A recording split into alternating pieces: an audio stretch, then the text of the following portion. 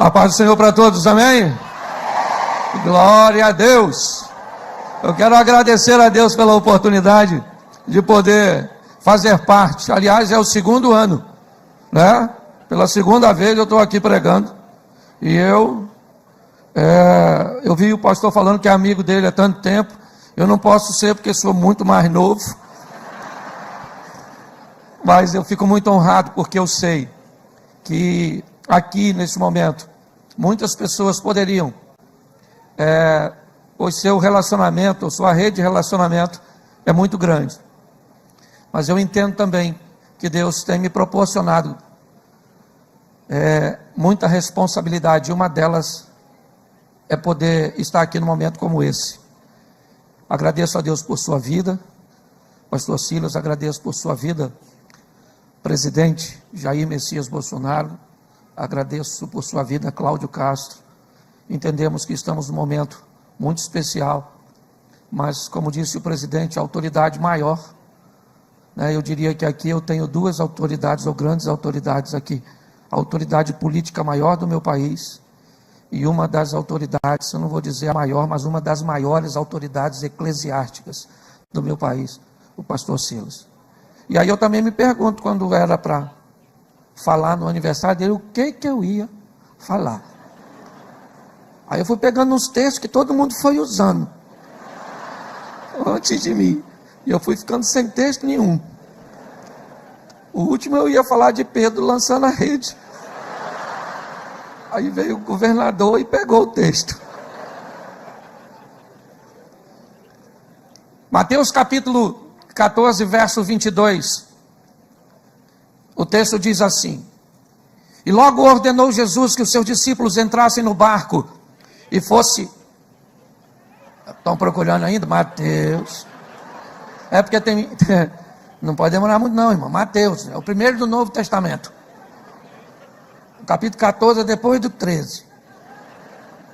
E o verso 22 depois do 21.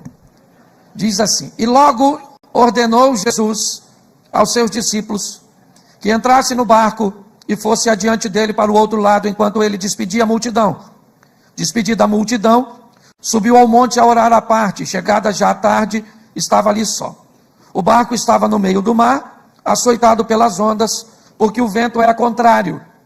Mas à quarta vigília da noite, dirigiu-se Jesus para eles, andando por cima do mar. Os discípulos, vendo andando sobre as águas, assustaram-se, dizendo: é um fantasma, e gritaram com medo. Jesus, porém, lhes falou logo, dizendo: tende bom ânimo, sou eu, não temais. Respondendo-lhe Pedro, disse: Senhor, se és tu, manda-me ir ter contigo por cima das águas. E ele disse: vem. E Pedro, descendo do barco, andou sobre as águas e foi ter com Jesus. Mas sentindo o vento forte, teve medo, e começando a ir para o fundo, clamou, dizendo: Senhor, salva-me. E logo Jesus, estendendo a mão, segurou e disse: homem de pequena fé, por que duvidaste? E quando subiram para o barco, o vento acalmou. Então se aproximaram que estavam dentro do barco e o adoraram, dizendo: és verdadeiramente o Filho de Deus. E tendo passado para o outro lado, chegaram à terra de Genezaré. Amém? Amém? Vamos dar uma olhadinha aqui rapidinho, que eu gostaria de fazer um paralelo desse texto com o momento que nós estamos vivenciando. É importante entendermos que quando Jesus vai convocar seus discípulos, ele chama para a base de seu ministério, de seus discípulos, ou para entrar em seu treinamento, 4 homens: Pedro, seu irmão André, Tiago e seu irmão João. 4 pescadores. Nós já ouvimos aqui homens acostumados a lidar com frustração, aptos para lidar com rede vazia, com aquilo que vem para a sua mão e não é nada daquilo que ele espera, pois o peixe que Pedro esperava na ocasião já aqui citada, deu lugar às folhas, às algas, às sujeiras do mar. Mas mesmo tendo na mão aquilo que não esperava, Pedro revolve, ele transpassa a sua rede para lavá-la, para limpá-la, para não permitir que decepções do dia anterior se fixem nas malhas de suas emoções, para que ela apodreça. Me parece que Jesus está convocando pessoas fortes, gente apta para lidar com frustração, disposta a enfrentar adversidades. A base do ministério de Jesus é essa. Se nós formos olhar os seus ensinamentos, são ensinamentos que buscam pessoas fortes, ou que estão dispostas a se fortalecer nele, porque é dele que vem a nossa força. Mas os covardes também não conseguem alcançá-las. Numa ocasião bem parecida, nós vemos Jesus fazer seus discípulos entrarem no barco de dia. E o lado leste do mar da Galileia, a terra de Decápolis, a terra dos gentios, para libertar o endemoniado. Eles têm um encontro com uma tempestade, é verdade. Mas nessa ocasião o texto diz, verso 22, e logo ordenou Jesus. Em algumas traduções compeliu, outras obrigou, outras insistiu, o que indica que o discípulo não estava muito animado para entrar. Me parece que, presos à experiência anterior, eles não estão muito mais afim. Por isso que Jesus disse, entra no barco. Não, no barco. Da outra vez eu pedi, agora eu estou mandando, porque vocês já subiram de nível. Entra no barquinho. Entra que eu vou depois. Depois como se tem um barquinho só? Da outra vez, se afundasse para a gente, afundava para ele. Agora estão falando, vão vocês que eu vou depois? Poxa. Vai como? Até tem texto que diz que deixaram um barquinho, mas Jesus ia sozinho. O discípulo entraram obedecendo, sim ou não? Sim ou não? Isso. E o vento era contrário. É muito engraçado. Porque que quando nós obedecemos, as coisas dão errado. Porque o que Deus está falando, eu estou procurando gente forte, gente determinada. Gente que está disposta a enfrentar as adversidades. E dentre eles está o Pedro. Junto com a batotinha. Isso, todo mundo era discípulo, sim ou não? É. Todo mundo está no bolo. Mas a hora que o bicho pega, o bolo azeda para alguns. O discípulo foi embora, o vento é contrário, está escurecendo, Jesus não vem. Nem todo mundo era pescador, nem sei se Mateus sabia nadar. O negócio estava ficando difícil. Aquela tribulação, um olhando para o outro, e alguém perguntando a ele, vem como, rapaz, que vem? Vem, está pensando que vem assim? Na quarta vigília da noite, tu sabe que hora é? Você deve estar pensando, sei nem que horas é a primeira. Vou saber qual é a quarta. A partir de 3 da manhã, o discípulo cansado, todo mundo com medo. Olhando para lá, quem é que vem? Literalmente tirando onda. O chefe dos crentes, Jesus de Nazaré. Vem ele andando em cima da água, dando um rolé, 3 horas da manhã. Tu acredita? Pois é, vem ele, provavelmente cantando Roberto Carlos, esse cara sou eu. É ou não é? Vem ele, brincando, um momento extraordinário, cumprindo aquilo que disse que faria, sim ou não? Ele disse, eu vou, então eu vou, só não disse como. Quando está quase chegando perto do barco, alguém viu e gritou algo extraordinário. É um fantasma. Para quem já estava com medo, era uma boa oportunidade de correr. Mas muitas vezes a vida nos coloca em situações onde você não tem rota de fuga. Ou você enfrenta ou morre. É assim que funciona. São momentos cruciais que pessoas fazem a diferença. Pessoas cujas quais não estão muitas vezes nem preocupadas simplesmente com o resultado geral, mas com suas convicções. E foi isso que eu aprendi. Que quando nós lutamos por aquilo que queremos e acreditamos, nós nunca perdemos. Porque se morremos lutando por aquilo que acreditamos, vencemos. É assim que funciona. Se você assistiu Patriota, foi assim. E se você conhece um pouco sobre Jesus, até a morte se enganou quando achou que ia matá-lo e frustrar seu sonho. Mas Jesus falou para o Pôncio Pilato, lembra? O Pilatão. Pilato falou, aí Jesus, eu sou o cara, se defende que eu te livro. Jesus falou, Pilatos, erro ela. Ó, tu não teria poder nenhum se o meu pai que está onde sempre esteve, no trono e no controle de todas as coisas. Deus está no controle de todas as coisas, está onde sempre esteve. E Deus sabe o que está fazendo. O que Ele está procurando são pessoas que tenham coragem de se posicionar. Porque aprenda uma coisa, nós somos cristãos, mas não somos frouxos. Nós somos pacíficos, mas frouxo. Fala assim, frouxo. É a sua mãe, fala. É a mãe de alguém. Não mandei você apontar para o próximo. Ninguém corre, dá uma gritaria danada. Fantasma, fantasma, fantasma. Não tinha mulher não. Escândalo masculino. Fantasma, fantasma, fantasma. Aí o Pedro Sabe? Gente que tem coragem, que nem sempre acerta. Dê uma olhada no Pedro. Pedro, lembra aquela vez? Cortou a orelha do soldado. Vai se lascar. Às vezes quem é forte, às vezes toma impulsos. Faz que cortou. E não, ele não era zorro. Ele cortou porque errou. Porque provavelmente ele deu. Mas Pedro vai ser preso, provavelmente vai morrer. Vai complicar. Jesus falou, Pedro, caramba, Pedro, difícil andar contigo, irmão. Ô, chega aí, sem orelha, chega aí que eu vou fazer. Eu vou apagar as provas, botar a orelha no lugar. É apagar as provas e deixar Pedro solto. Ah, Pedro me cortou, a orelha está direitinho. Depois você lê que está tudo lá. Talvez não do jeito que eu estou falando, mas bem perto. Pedro falou, fantasma, gente. E lá do lado de fora uma voz falou, fantasma o quê? Sou eu, poxa. Falei que vinha. O pessoal olhou, é ele mesmo? Não dá para ver não, está ventando. Pedro falou, aí, se é o senhor, manda eu ir, poxa. Estou afinzão de andar em cima d'água. Qual era o local mais seguro naquela ocasião? Se você estivesse lá, onde você ficaria? Sim ou não? Claro, o barco era o lugar mais seguro, certo? Porém, quem quer viver na segurança da mesmice, nunca vai estar preparado para viver o extraordinário. Preste atenção, o lugar mais seguro era o... Não aplaude não. O lugar mais seguro era o barco, sim ou não? Se você estivesse lá, você ficava onde? Isso. Não fica triste com você não, que tinha 12. Só um que saiu do barco. Os outros 12 provavelmente ainda ficou lá dentro, torcendo para quem saiu afundar. Porque quem não se posiciona, odeia quem se posiciona.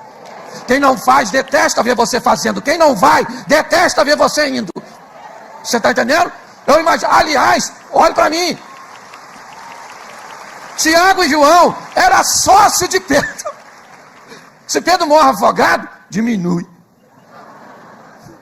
Havia até uma certa lucratividade com a morte do ousado Pedro, né? E Pedro falou, queria ir aí. Poxa. Jesus, quando escutou aquilo, o que ele falou? Ô Pedro, que vim aqui fazer o quê, rapaz? Tem nada aqui? Só vento e água, já estou indo para aí. Só que Jesus parou e falou, Pedro, dá um pulinho aqui, poxa. Jesus falou para Pedro, você não quer vir, filho? Então vem. Mas ninguém está querendo ir, mas eu não sou ninguém.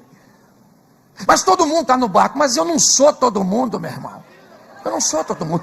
Eu vim aqui para fazer diferença, para ser uma voz ouvida. É assim que funciona. Ah, mas vai ter muita gente. Não vai ter não, gente.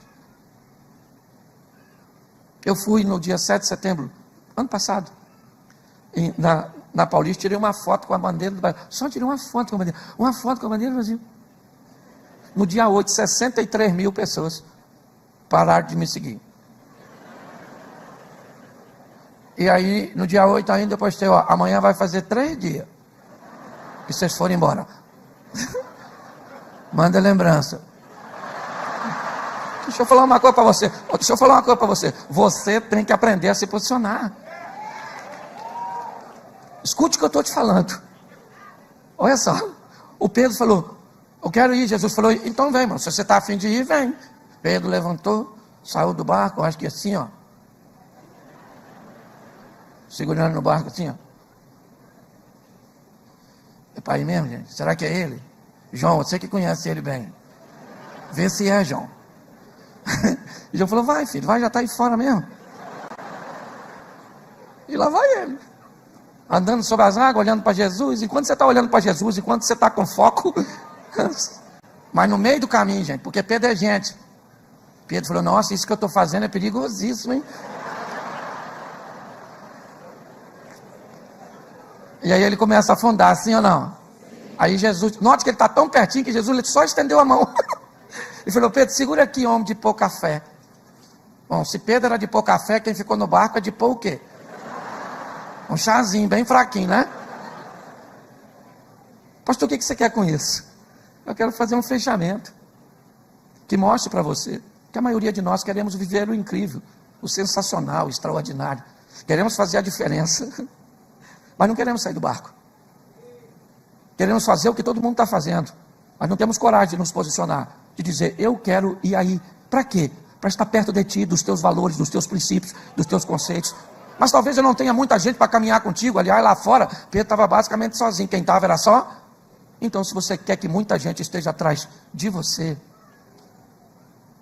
te aceitando, te ovacionando, talvez você esteja no lugar certo.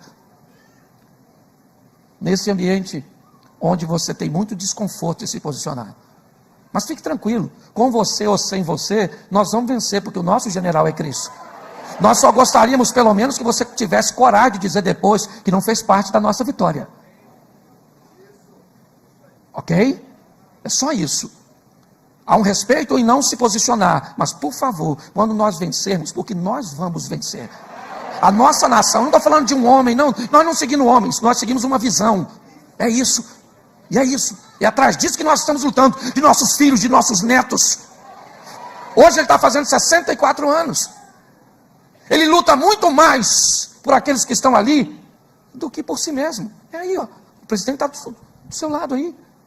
Veja, o que nós estamos fazendo é para deixar o Brasil nas mãos do Senhor. E provavelmente, né, de uma forma bem interessante. O apóstolo René foi fantástico quando disse aqui. E hoje o senhor ganha muito mais meu respeito, presidente. Por respeitar estar do lado de um homem, que é um dos que eu mais respeito.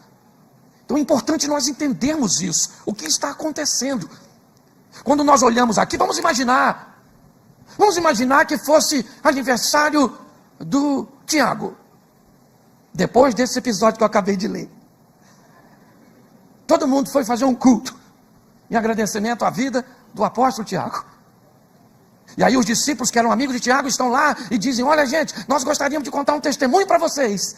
Aproveitar o aniversário do Tiago. Esta semana nós vimos um homem, aliás 2, andando sobre as águas. E Pedro poderia levantar no mesmo aniversário e dizer, gente, só para deixar claro, um dos 2 era eu. Porque quem sai do barco conta milagres a respeito de si mesmo.